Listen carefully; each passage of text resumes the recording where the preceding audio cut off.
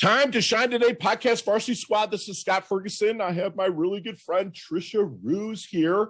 Hell of a story, squad. Just you're gonna be touched in the heart and any other part of your body when you hear the story from my friend Tricia, how she's take adversity and leveling up, and she's spreading the word on stages, YouTube videos, and whatnot. Everything will be in the show notes. So go to that after you listen to this awesome interview. We also will have a book giveaway at the end of the interview as well. But Tricia is a Dallas wife and mother who built a winning career in sports and high school admissions, but found her greatest victory in loss. Against the advice of medical experts, Tricia carried full term a child she was warned would die at birth or before. That season, Tricia's team won every game. The child in her grew, and eventually she held and loved the daughter who wasn't supposed to live. In 6 days of brief and remarkable life, Annabelle Roos rewrote the medical chapter on, I'm going to butcher this word, chromosomal condition called Trisomy 18, giving life to a story that galvanized a large high school, a big city, readers of When Wishes Change, and audiences nationally. That's her book, and When Wishes Change. And squad, I want to introduce you to Tricia. And if you could, Tricia, come on, introduce yourself to the Time to Shine Today podcast varsity squad. But first, what's your favorite color and why? Oh, I love teal. I just think it's calming and soothing, but it's also bright. So yes. I kind of it has 2 parts. It's nice. And I'm not trying to rub it in because I know it's snowing there in Texas, but the ocean right now is a nice little hue of teal.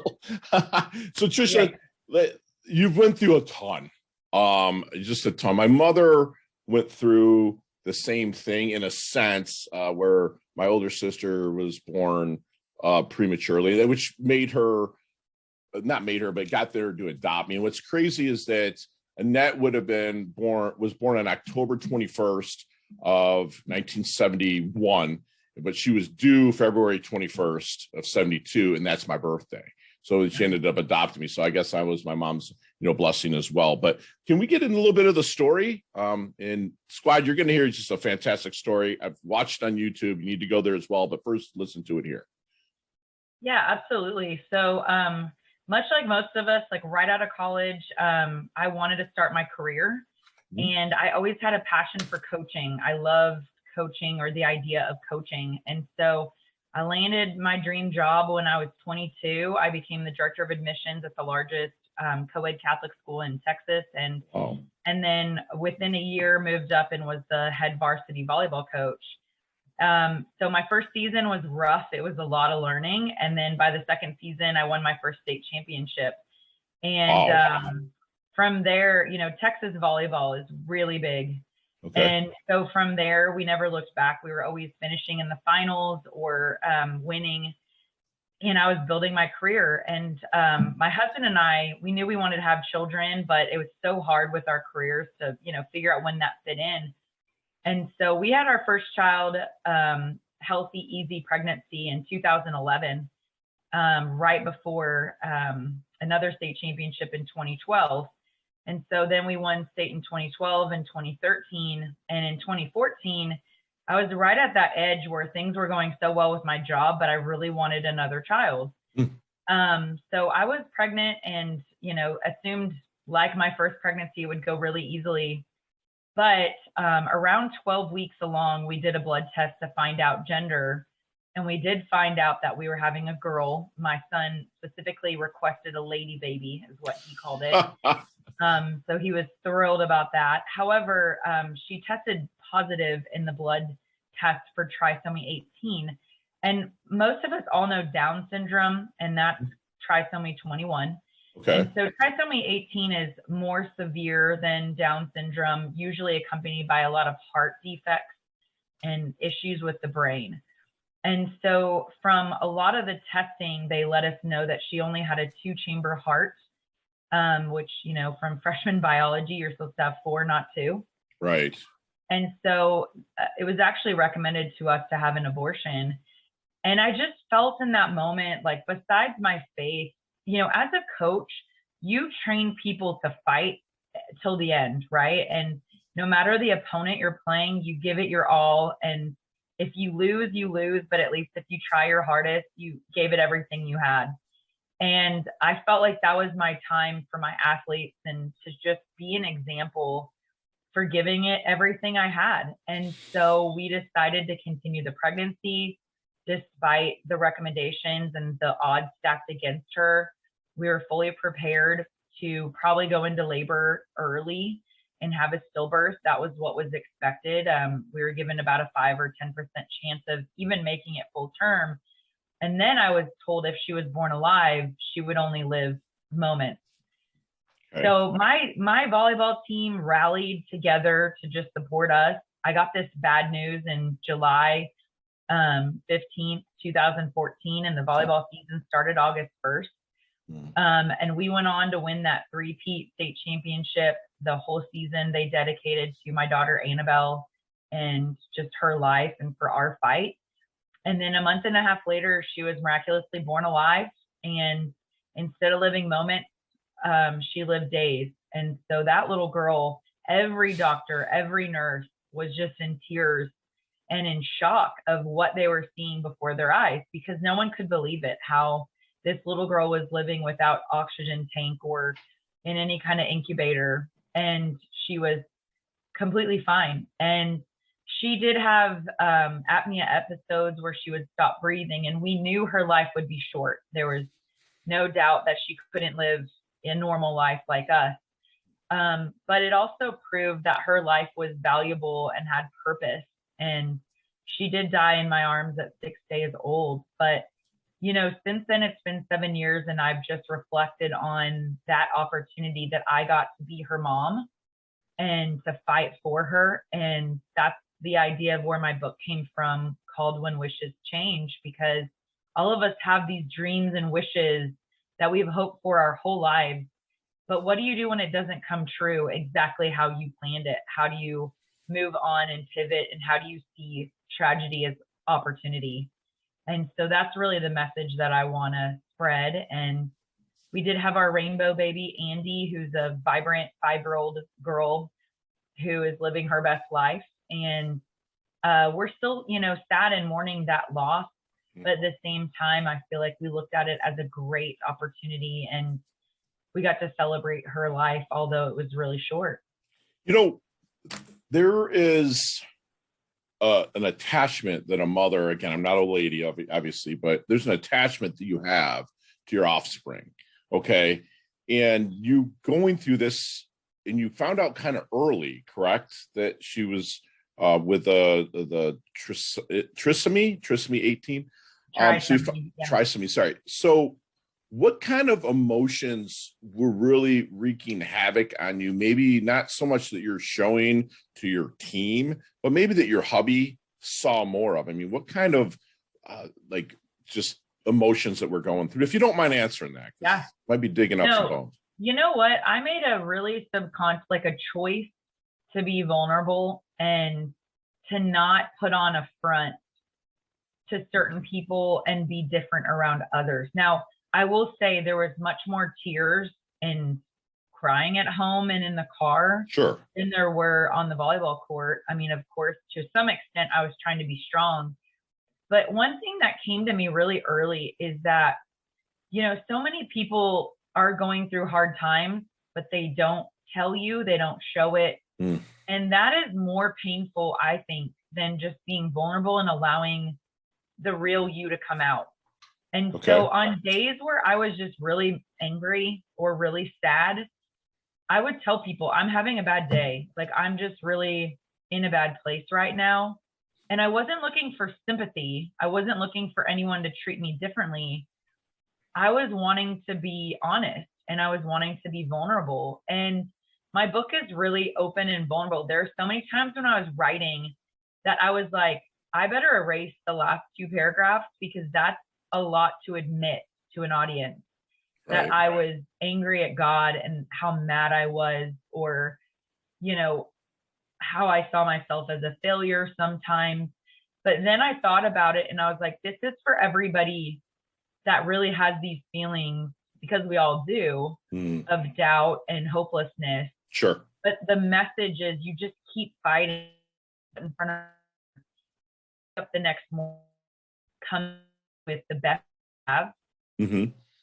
And then when you get down and when you emotionally can't handle it anymore, you just fight your way back the next day. And wow. And that's exactly what you're coaching.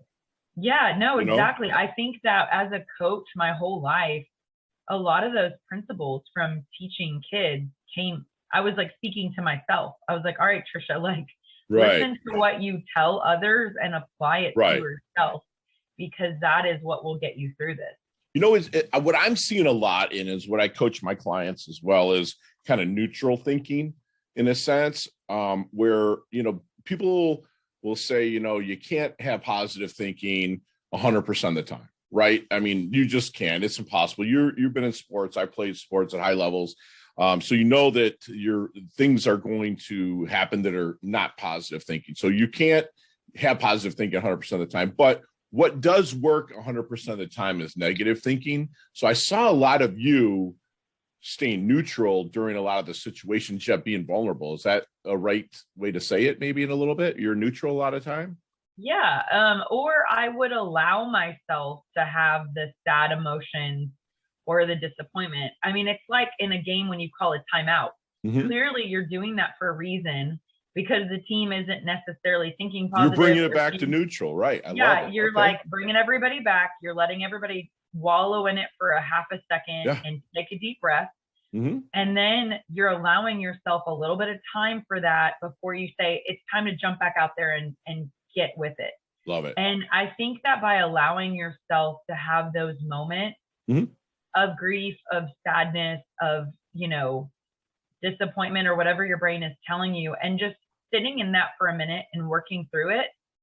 But you have to coach yourself back out. Or, you know, if you can't coach yourself back out, I really strongly believe in having a really tight community, like that friend that you can be completely honest with. Or for me, it was like these Facebook communities of other Trisomy 18 moms. Yes. And a couple people that I found that I was able to text or call if I was having a bad day, because I knew that they could directly relate to my situation.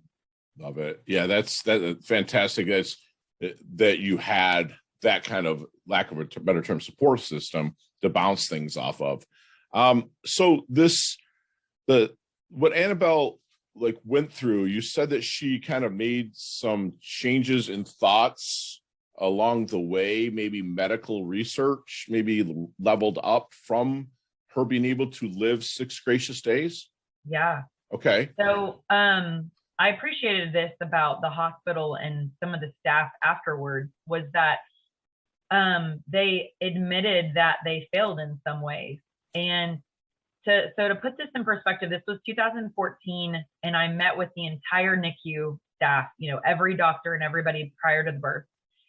And I remember them just looking really sad and like, oh, we're so sorry about this. And I asked the question, have any of you delivered a live trisomy 18 birth? Like, in other words, not a stillbirth or like delivering a child that was not dead. And no one in the room had. And these are doctors with really high levels of experience and years under their belt. And I remember asking, am I in the right place? Should I be at a different hospital? And they're like, nobody like specializes in this. And so it meant that if she was born alive, this would be something brand new to a whole lot of people. Wow. So along the way, I think that there is a little bit of a scarlet letter on her where, oh, she has trisomy 18. We shouldn't try a feeding tube. We shouldn't do this. We shouldn't do that. And I think that was a lot of just, you know, the red tape in the medical world of they don't want to be accountable or be responsible for the death of anyone. And since Annabelle was born, there have been, I don't know how many, but numerous trisomy 18 births in the hospital. Okay. And their approach has changed to where they are more willing to it's not life-saving care, it's more called comfort care. Okay. But, you know, they refused to put a feeding tube in her to give her milk because she couldn't swallow. And I just couldn't understand how you would starve a child. Like, I get that she's not going to live very long, but I'm just asking that you do what it takes to keep her comfortable. Yes. And when we got home, we actually had these nurses that came as friends and inserted a feeding tube in her stomach on my bed in my room and did it just fine. And we were able to give her milk, but it wasn't something they were willing to do in the hospital. And so I think that mindset has changed. There was a doctor that I met with that was just in tears that said, we were taught in medical school that these babies cannot survive and cannot live. And Annabelle proved us otherwise. And I want to be clear, like there are alive trisomy 18 men and women, children in the world, but with her heart condition, right? Like having the two valves instead of four, right? That made it a little bit more difficult. So the trisomy 18, the ones that have actually survived, are they kind of have a Down syndrome like aspect to them? Again, yeah, it's developmental delays, and usually they have a feeding tube. But there's been so much progress in that world where there are more advocates for mothers to keep the pregnancy and to, you know, allow the baby to be born or try, you know, to go full term, because there are a lot of babies that can survive if they have, you know, the 4 chambers in their heart or, you know, other things that aren't as severe as Annabelle. And if you've ever known a child with disabilities, you know that they're just like such a happy blessing in the world. Like their outlook and their love for others, and they're usually like very affectionate. Right. And, you know, I will say like one thing that struck out to me about the doctor who told us the abortion was this might be too hard for your 3-year-old, and like, don't put him through this. I was going to ask that as one of my questions with your son. You know, how was his, I guess, lack of a better term, reaction to you not really bringing did you kind of prepare him for it in a sense, or like not having that baby lady? Was that what he called it? Yeah, lady baby. Lady baby. Yeah. So how was his? Yeah, you know what? So the Bible talks a lot about having the faith of a child. And I never understood that until I watched it through the eyes of my son. And if you actually go to the homepage of my website, the very first picture you'll see is him holding Annabelle. Actually, the day before, yeah, that's him. The day before she died. And the love that he had for her in the womb and outside of the womb. And we pray about her every day. We still talk about her. If anyone on the street says, hey, do you have any siblings? He would always tell you 2 sisters, one in heaven and one on earth. Wow. And I believe that his plan and purpose for his life will be impacted so positively from this. You know, he may become the doctor that cures it, or has, you know, some kind of hand in children with special needs. He has, you know, that affinity to science already. And he asks a lot of questions. When he sees a child with disabilities, he's like, is that what Annabelle would look like? And he smiles. And so I think that all of us think that we have to shelter our kids from the world, which granted, of course, there's a lot of things that we don't want them to hear and see. Right. But life, there's a lot of loss, and there is a lot of grieving, whether it's losing their grandparent or a parent or a sibling or a friend.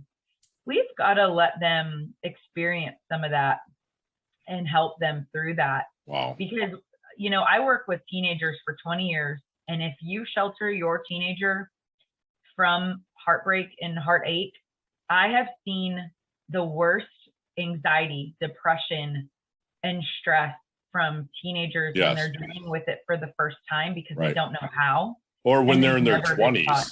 You know, terrible, terrible. And the look at Annabelle's face too, where she's smiling at him.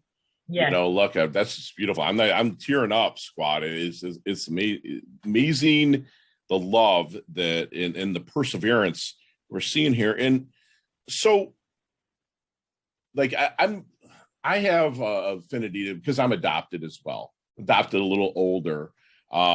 You know, so I work with like CAP, with just children awaiting parents. So like that's something I actually get down and dirty with, where sometimes I stroke a check at something, but this is one. So I see a lot of the patients that have that, and to hear your story, know that there's hope, and know that they are just like living that lifestyle of like just happy. You know, they don't, I get it. I love that you said that. So what do you think then people misunderstand the most about you?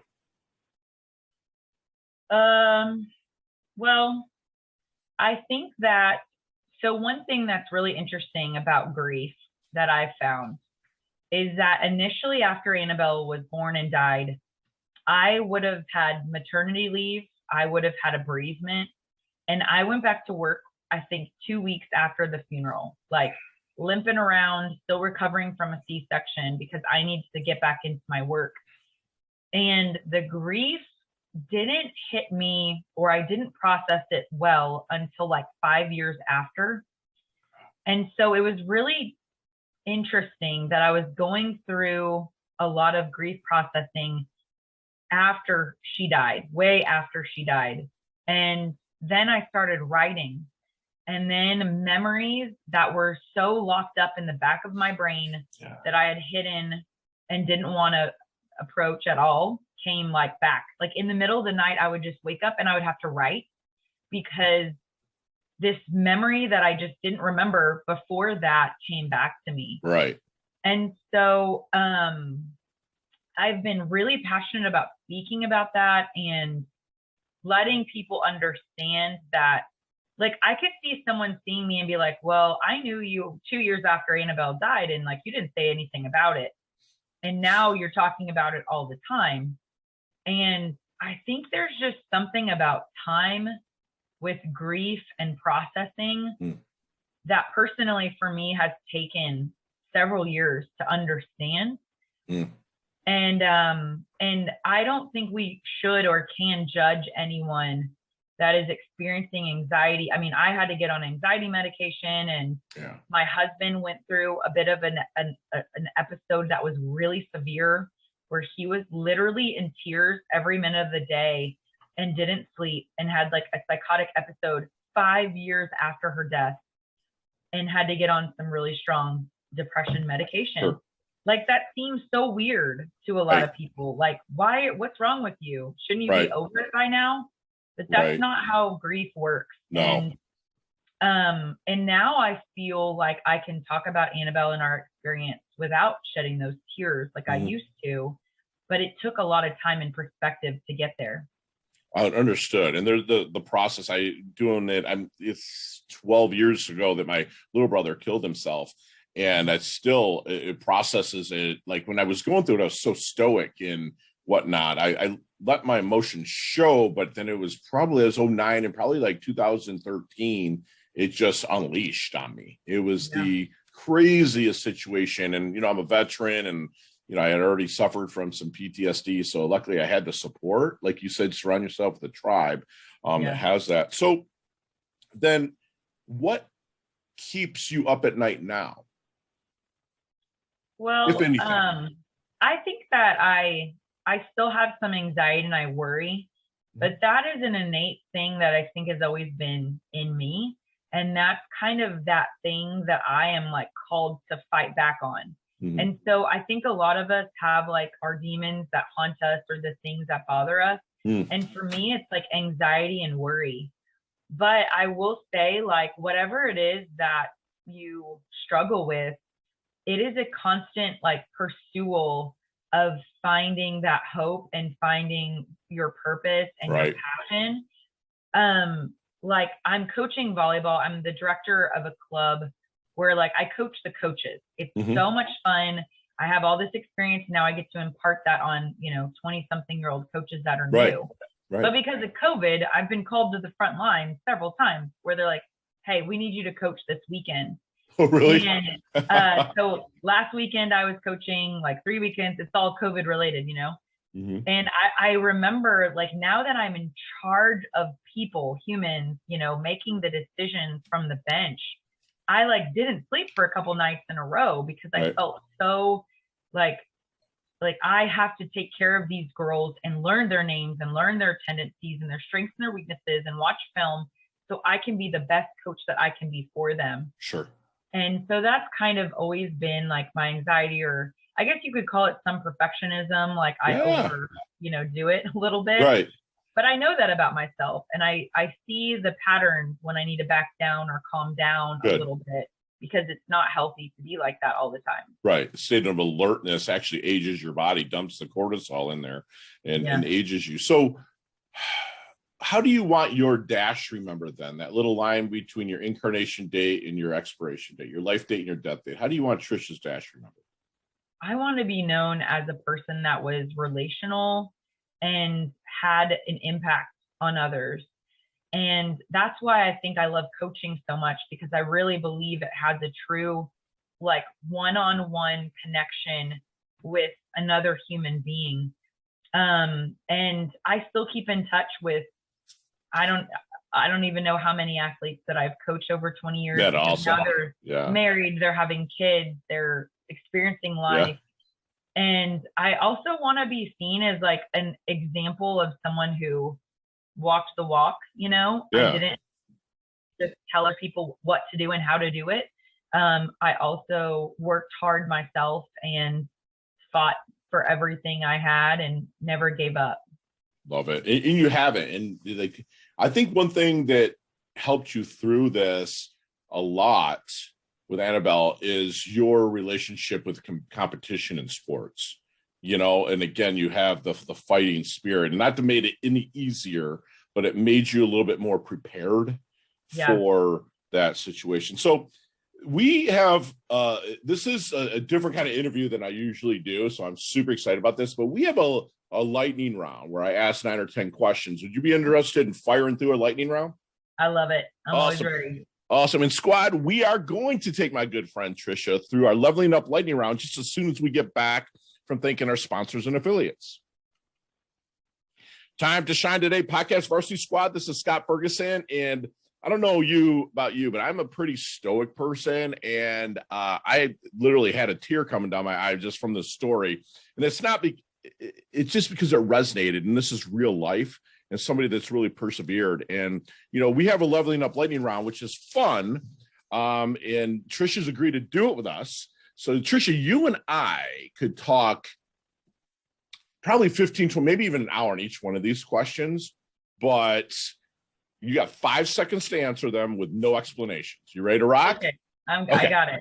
All right, here we go. What is the best leveling up advice Tricia's ever received? Fight through every obstacle. Yes. Share one of your personal habits that contributes to success. Journaling. Love it. Me too. Yes. Other than your website, which is triciaroos.com, and also winwisheschange.com. And of course, timetoshinetoday.com, my shameless plug. What website does Tricia like to go to level up? Ooh, I'm a big fan of John Gordon, so I like a lot of his books. And very good. Very good. So other than When Wishes Change, and you see me walking down the street, I'm in my doldrums. Fergie's not feeling that he's not looking good. Other than When Wishes Change, what book would you hand me? Ooh, well, I just read The Subtle Art of Not Giving a F. Yes, love it. So maybe you just need to like chill a little bit and read that book. Thank you. Thank you so much. Your most commonly used emoji when you text? I kind of do the like, I don't know, like with the hands up. I don't know what that's called. Yeah, that's what we'll call it. Nicknames growing up. Tricia Roos, or not Roos. I was called Tricia Heflick, but it's like Hef was my nickname. No T-Dog? I'm kidding. No, I was T-Dog also. That's okay. Also, chess or checkers? Oh, chess. Okay. Very favorite charity and or organization you like to give your time or money to?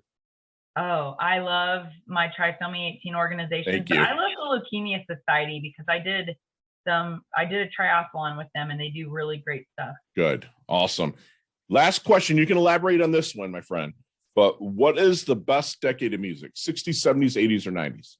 100% the 90s. There's nothing to compare. Okay. Nothing. I love it. I graduated in 1990, right? Okay. So high school. So it's like I have the 80s, the big hair, don't care. But also when I was in the Navy and going overseas and getting ramped up, it was like the 90s, like Nirvana kind of rolled in the garage bands. I love it. I love it. So let's talk about this book, When Wishes Change. I know that you said you could wake up in the night and kind of throw up all over a piece of paper writing, you know, that's when the things come to you in your relaxed state. But let's get into a little bit about this book, and we'll also talk about this giveaway as well.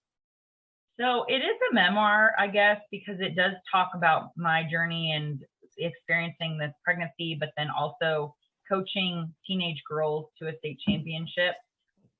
One thing that I want to add is that it was made into a documentary, and the entire thing was on film from literally, I think, August 1st all the way till after she was born. And so everything you'll read is very true because I was able to watch back the thousands of hours of footage. But I needed this to be a lot more than my story. And I started writing in 2019, pre-pandemic, and then I was writing all through the pandemic. And the book title kind of came to me in a discussion with my my editor, who just stopped me and said, "You just used a phrase that I think you need to title the book." And I said, "Well, what did I say?" And she said, "You said the phrase 'when wishes change.'" And I've been using that so much now. And I think all of us, it's okay. And you should have dreams and wishes and goals. Sure. But like, not all of those things are going to come to fruition exactly how you planned. And life is more about how you react to that change and how you allow your wishes to evolve instead of being stubborn and being upset because something didn't go your way. And then you're so paralyzed by it, you can't move on. And so, of course, for us, we wished for a healthy baby, a healthy pregnancy. That would have been so easy and so great, but that wasn't my story.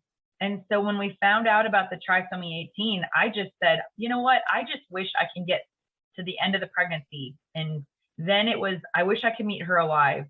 And then when she was alive, I was like, I hope I can make it. And I wish till the end of this day or the next day. And we lived moment for moment. And so I think that as obstacles have come my way since then, I have to look at it, and it's okay to be mad, upset, change is hard. Right. Then be like, okay, well then what's my new wish? How am I going to tackle the new wish? Because the old wish didn't come true, and it's time to move on.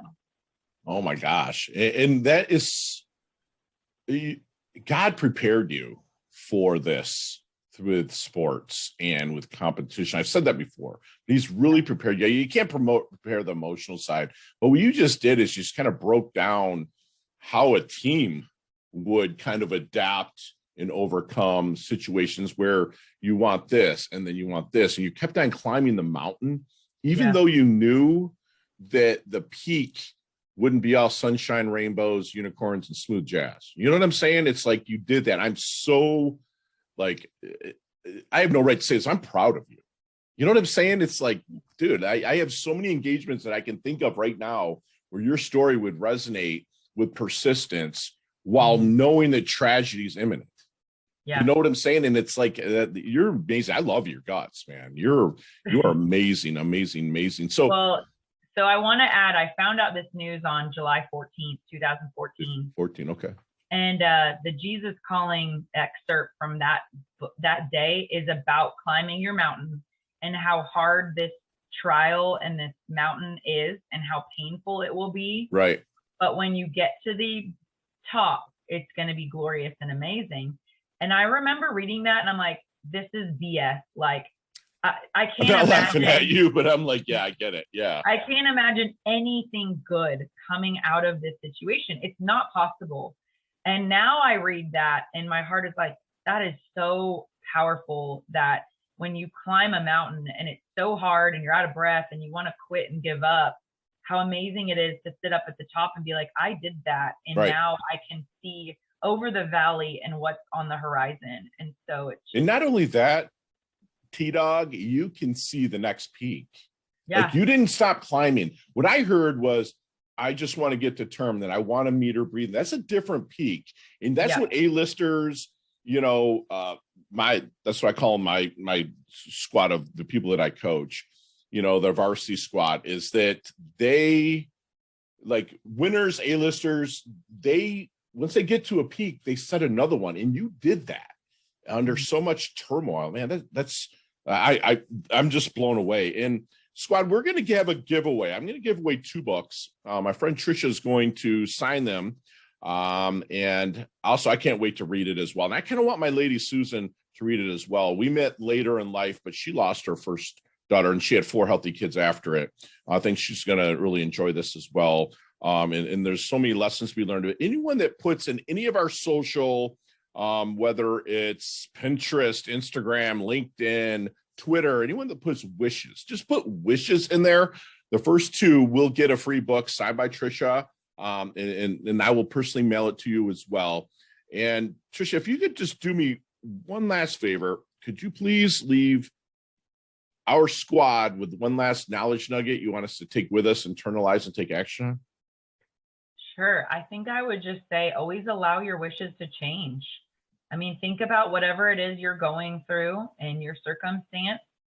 And especially if it's something difficult right now, like how are you going to allow your wishes to change so that you can find your next opportunity? And I promise when you do that, there's so much more in store for you than your original wish ever was.